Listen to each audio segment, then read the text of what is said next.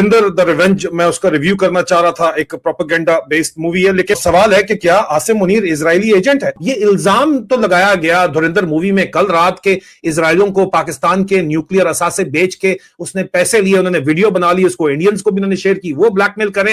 आसिम मुनीर किसके लिए असल में काम कर रहा है? पाकिस्तान के लिए तो किसी तौर भी काम नहीं कर रहा। सुना है गबोल साहब के सरदार नबील गबोल के बजाय आपका नाम अब जमील जमाली हो गया है, तो ये कब हुआ भाई? ये जो मूवी है इसके अंदर, इस मूवी में तो सबसे पहले पाकिस्तान को एक नाकाम कोशिश की बदनाम करने की, जी अक्सर करते हैं, ठीक है जी, जो अक्सर भारत करती है, क्योंकि वो हमसे लड़ नहीं सकते हैं। जब उन्होंने मार खाई उसके बाद इन्होंने सोचा कि हम किसी तरह सोशल मीडिया के थ्रू जो है, मूवीज़ के थ्रू पाकिस्तान को बदनाम करें। अच्छा, वो बदनामी के चक्कर में खुद फंस गए, लेकिन इन्होंने खुद जो है ना ये शो कर दिया कि रॉ के एजेंट्स जो है वो पाकिस्तान में आते हैं। ईरान ने जो इंडिया को चार बिहार और दीगर इलाकों में डेवलपमेंट के नाम पर बिठा रखा है, तो सर जहां इंडिया अपने जो रॉ एजेंट्स हैं वो पाकिस्तान के खिलाफ इस्तेमाल करता है, ईरान इस साजिश को समझ क्यों नहीं पाया? भाई सुनो ना, आप चले जाते ना, आप बैठ जाते बराबर तो में। सर आप सारा तेल तो स्मगल कर रहे हो वहां से अपने धंधे के लिए। सर ये वहां जाके बैठ के रिफाइनरी नहीं कंट्रोल कर सकते? आप मेरी बात सुने, सऊदी अरब ने 400 अरब डॉलर, सुनो मेरी बात, एजेंट्स की सरगर्मियों को नजरअंदाज कैसे कर सकते हैं? मेरी बात सुनो ना, एजेंट तो यहाँ पे मौजूद है। ये के इलेक्ट्रिक क्या है? तो था ना। अरे मेरी बात सुनो, के इलेक्ट्रिक क्या है जो तुम्हारा कॉपर उतार के बेच के खा गया? सारा उसके अंदर रहा का एजेंट था ना के इलेक्ट्रिक में। हमने तो 2014 में खोला था, कर लेते कार्रवाई।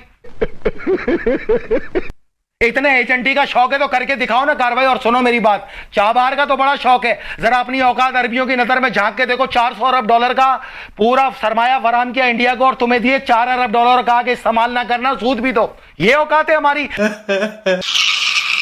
हम जब अरब जाते हैं खुलेआम सुनते हैं, हाजा पाकिस्तानी वल्ला कुल्लू। ये हमारे ऊपर बयान दिए जाते हैं, ये हमारी औकात है पाकिस्तानियों की। मजदूरी तुम्हें देते हैं, ब्यूरोक्रेसी सारी इंडियन को देते हैं, उसके बावजूद इश्क नहीं खत्म हो रही। ये इश्क नहीं है, ये मसला 1400 साल पुराना है। सर लेकिन मेरा सवाल वही है, मेरा भी जवाब वही है, मेरा भी जवाब वही है, क्योंकि सर अगर हम वाकयात के टाइमलाइन को देखते हैं तो सर पैटर्न वही सामने आ रहा है। जब लश्कर की फिदाइन फैक्ट्री में एक अज्ञात हमलावर यानी अननोन गनमैन ने टॉप आतंकी कमांडर को गोली मार दी, और उस घटना के बाद आखिर कैसे पूरे पाकिस्तान में सीक्रेट एजेंट का खौफ फैल गया है। शहीद हम हो रहे हैं ना, आपको क्या मसला है? आप तो नहीं हो रहे। तो सर आप लोगों ने तो जिहाद के फतवे दे के और मदरसों में जाके बच्चों से जंगें लड़नी शुरू कर दी। बार-बार सिक्योरिटी ब्रीच हो रहा है। क्या ब्रीच हो रहा है? हाई वैल्यू, आपको क्या मसला है? हाई वैल्यू आपका क्या लेना देना है? आपका क्या लेना देना अगर ब्रीच हो रहा है तो? सर फिर आप लोग शिकवा कर रहे हैं। किसने किया? हमने आपसे कब मदद मांगी?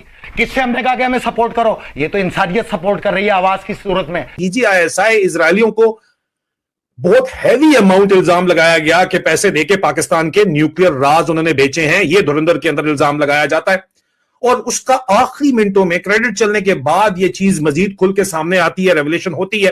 तो उस मूवी में दिखाया गया है कि फिर एक वीडियो भेजी गई DGISI को, और DGISI को कहा गया कि वीडियो देख लो, दुबई में इसराइलियों को पाकिस्तान के न्यूक्लियर राज तुम बेच रहे हो, जिसकी वीडियो इसराइलियों ने बना ली थी और हमें भी दी है, और अगर ये वीडियो बाहर आ गई तो पाकिस्तान में तुम्हारा तिया पंचा एक हो जाएगा।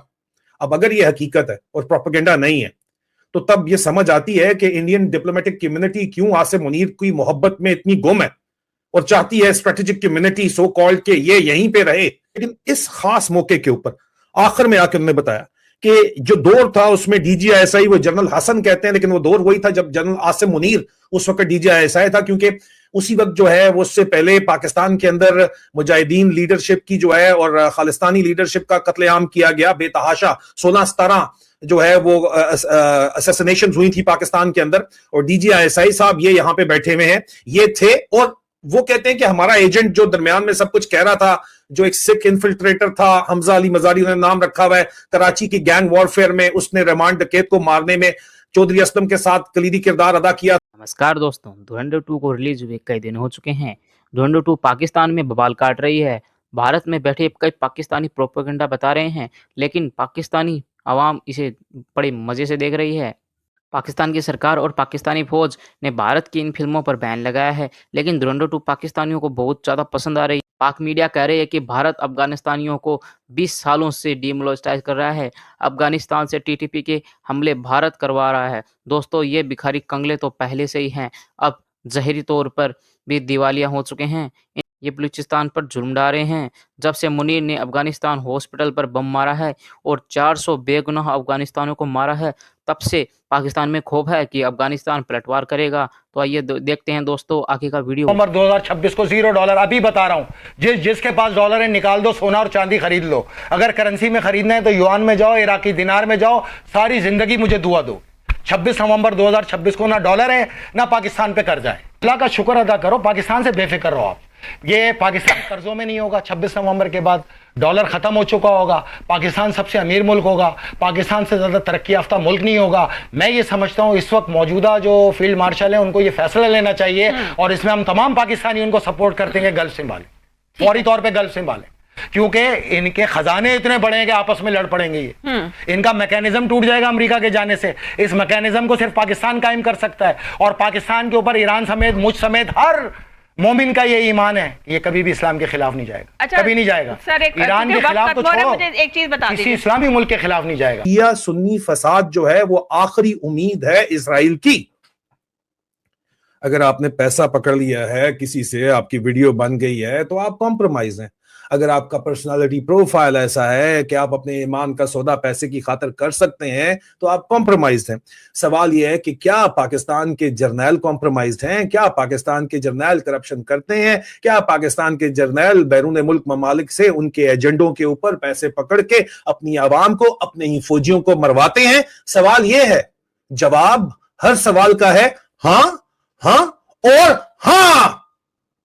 जिसको शक है वो अपने जहन का इलाज कराए। मैं 3rd generation Pakistan army officer, अपने मुल्क से जो वफा का वादा किया है वो निभाते हुए आज ये बात फिर एक दफा दोहराता हूं, क्लेम करता हूं मैं, और मेरी जाती राय में जवाब हां है। और इसीलिए आसिम मुनीर के हक के अंदर इजराइल के अंदर भी नारे लग रहे हैं, और इसीलिए आसिम मुनीर ने हमारी इत्तलात के मुताबिक आज के दिन का पहला वीलॉग देख लीजिए, अभी तक नहीं देखा तो, तमाम तर फौजी अड्डों जो है, तमाम लॉजिस्टिक बेसिस, मिलिट्री बेसिस सऊदी अरब को प्रोवाइड कर दी हैं, जो कि अमेरिका को प्रोवाइड किए गए हैं इस ईरान के ऊपर हमले के लिए, और पाकिस्तान में शिया सुन्नी फसादात के लिए अब आगे चल के कातलाना हमले करवाने का इल्जाम लगाया जा रहा है, प्लान बनाया जा रहा है कि इनके ऊपर जो है शिया हजरात के ऊपर भी होंगे, तो इनके ऊपर भी तो हो सकता है, इनके ऊपर क्यों नहीं हो सकता? तो ये इल्जामात इस वक्त लगाए जा रहे हैं खुलेआम इसके ऊपर, और ये तमाम की तमाम जो नैरेटिव है जिसमें इजरायली पुलिस चीफ शहीद है, ये किसको सर्व कर रहा है अजीजा निमन? किसके कहने के ऊपर ये काम हो रहा है? वो पाकिस्तानी मीडिया जो 100% कंट्रोल्ड है, 100% कंट्रोल है। किसी को कोई शक है तो फ्रीडम ऑफ प्रेस इंडेक्स उठा के देख ले।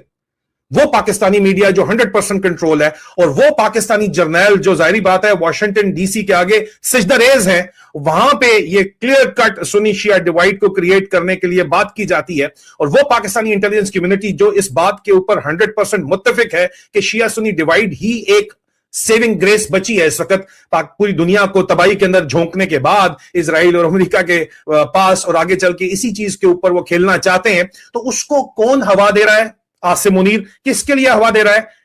अब ये तो सवाल फिर इसलिए हम पूछ रहे हैं कि क्या आसिम मुनीर इजरायली एजेंट है फिर?